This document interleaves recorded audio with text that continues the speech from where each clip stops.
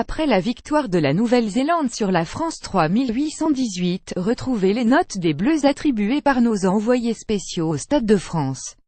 Avec Arnaud Coudry, Poirot 4. Après 2 premières mêlées où il a pris le dessus sur son vis-à-vis, le pilier bordelais a été plus à la peine ensuite dans ce secteur. Sorti sur protocole commotion, est revenu ensuite sur le terrain. N'a pas eu son rendement habituel dans les rooks. Secondé par Raphaël Chaume, qui honorait sa première sélection 66e. Guirado 5. Moins précieux que d'habitude. 2 ballons perdus et 2 plaquages manqués en première mi-temps. Des ratés en touche également. Il a cependant su insuffler un vent de révolte chez ses partenaires lors d'une seconde mi-temps tout à l'avantage des Bleus, jusqu'à cet essai encaissé à la 80e minute. Remplacé par Clément Ménadier 69e. Slimani 2,5. Il est toujours dans le collimateur des arbitres. L'Australien Gardner a ainsi sanctionné le pilier droit de Clermont à plusieurs reprises pour mêlée effondrée. Dominé par Kainam, pourtant juste une doublure, Slimani a concédé 2 pénalités et fini par récolter un carton jaune 35e. En 4 minutes, les Bleus réduits à 14 concéderont 2 essais. Daniel Kotze lui succède à la 62e minute pour honorer sa 2e sélection 4 ans après sa première. Promu capitaine de touche, le Clermontois n'a pas eu l'abattage habituel. Du mal à avancer à l'Impact, on l'a trouvé parfois nonchalant.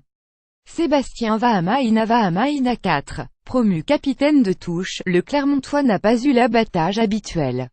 Du mal à avancer à l'Impact, on l'a trouvé parfois nonchalant.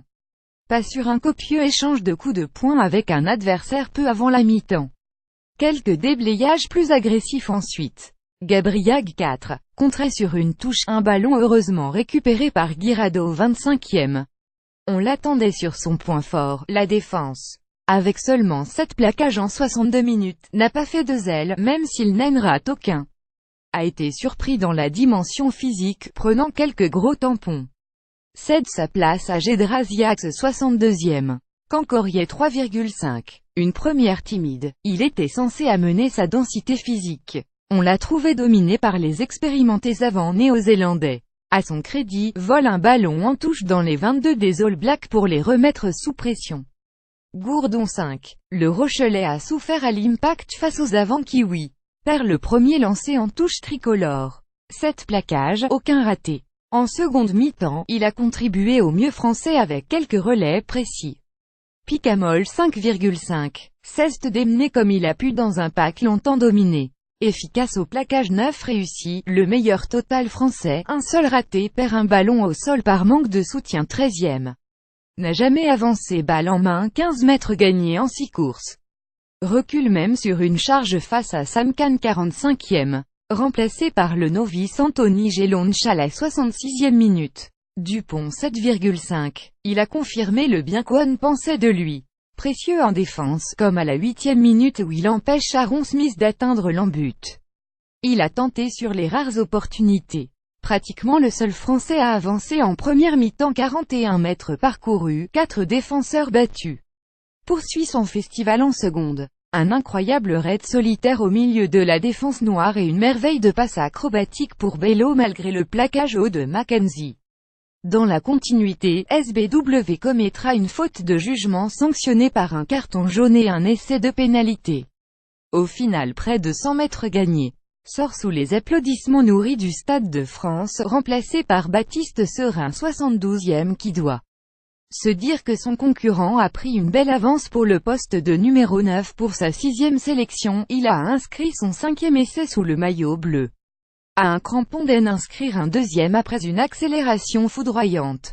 Teddy Thomas Bello 4. Un baptême du feu difficile. Un gros plaquage à la 7e minute. Moins présent dans ce secteur par la suite avec 4 plaquages ratés.